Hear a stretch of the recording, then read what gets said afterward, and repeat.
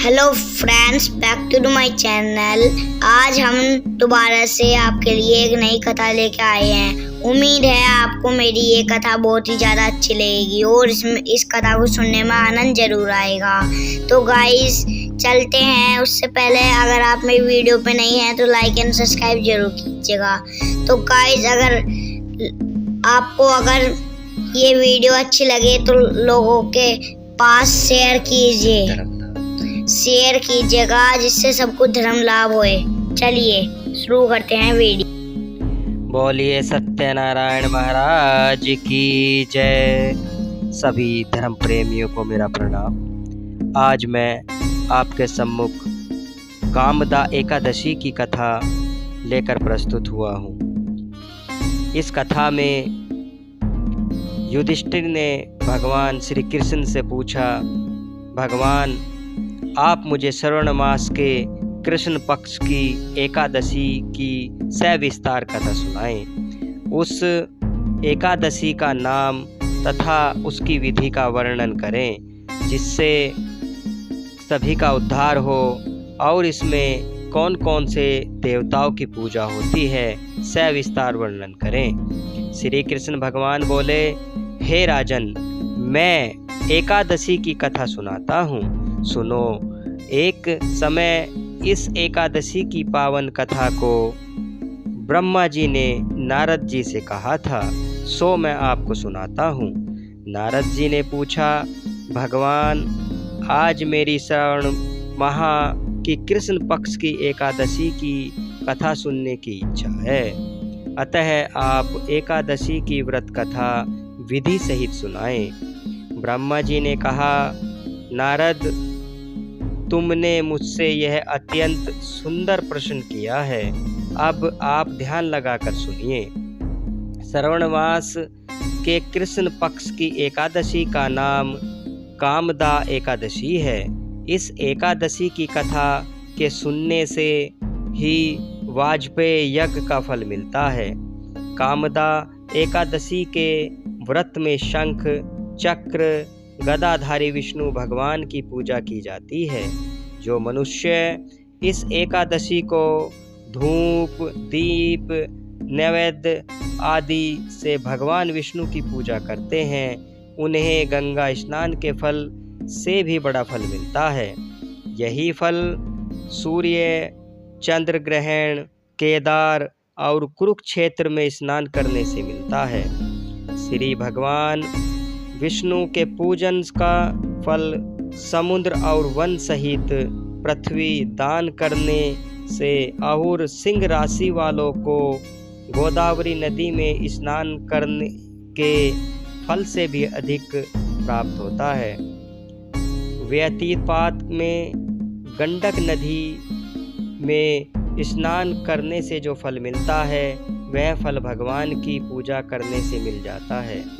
भगवान विष्णु की पूजा का फल श्रावण मास के कृष्ण पक्ष की एकादशी के फल के बराबर है, अतः भक्ति पूर्वक भगवान की पूजा न बन सके तो श्रावण मास के कृष्ण पक्ष की कामदा एकादशी का व्रत अवश्य करना चाहिए।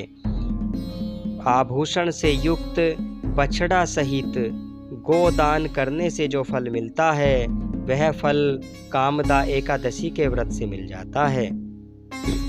जो उत्तम दिग्गज स्वर्ण मास के कृष्ण पक्ष की कामदा एकादशी का व्रत करते हैं तथा श्री भगवान विष्णु की पूजा करते हैं, उसे समस्त वेद, नाग, किन्नर, पितृ आदि की पूजा हो जाती है।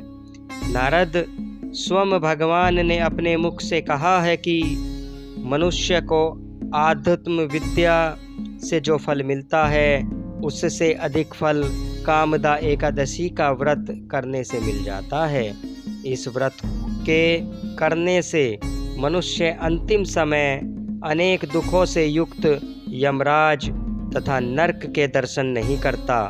कामदा एकादशी के व्रत तथा रात्रि के जागरण से मनुष्यों को कुयोनि नहीं मिलती और अंत में वह स्वर्गलोक को जाता है और स्वर्गलोक का सुख भोगता है। जो उत्तम मनुष्य श्रावण मास के कृष्ण पक्ष की कामदा एकादशी को तुलसी से भक्ति पूर्वक श्री भगवान विष्णु की पूजा करते हैं। वे इस संसार सागर में रहते हुए भी इस प्रकार अलग रहते हैं जिस प्रकार कमल जल में रहता हुआ भी जल से अलग रहता है। भगवान विष्णु की तुलसी दल से पूजा करने का फल 1 भार स्वर्ण और 4 भार चांदी के दान के बराबर फल प्राप्त होता है।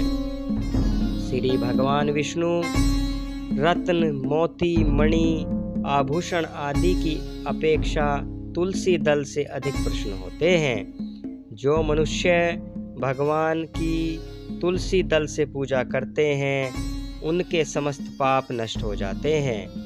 नारद, मैं स्वयं भगवान की अत्यंत प्रिय श्री तुलसी जी को नमस्कार करता हूँ। तुलसी जी के दर्शन मात्र से मनुष्य के समस्त पाप नष्ट हो जाते हैं और शरीर के स्पर्श मात्र से मनुष्य पवित्र हो जाता है। तुलसी जी को जल से स्नान कराने से मनुष्य की समस्त यम यातनाएं नष्ट हो जाती हैं। जो मनुष्य तुलसी जी को भक्ति पूर्वक भगवान के कमल चरणों में अर्पित करता है उसे मुक्ति मिल जाती है और स्वर्ग को प्राप्त होता है। जो मनुष्य एकादशी के दिन भगवान के सामने दीप जलाते हैं उनके प्रत्य स्वर्ग लोक में सुधा का पान करते हैं। जो मनुष्य भगवान के सामने घी या तेल का दीप जलाते हैं उनको सूर्य लोक में 17 दीपकों का प्रकाश मिलता है। आगे भगवान ब्रह्मा जी कहते हैं कि जो मनुष्य इस व्रत करने से ब्राह्मण हत्या आदि सभी के पाप नष्ट हो जाते हैं और जो मनुष्य इस व्रत को करते हैं वे इस लोक में सुख भोग कर अंत में विष्णु लोक को जाते हैं।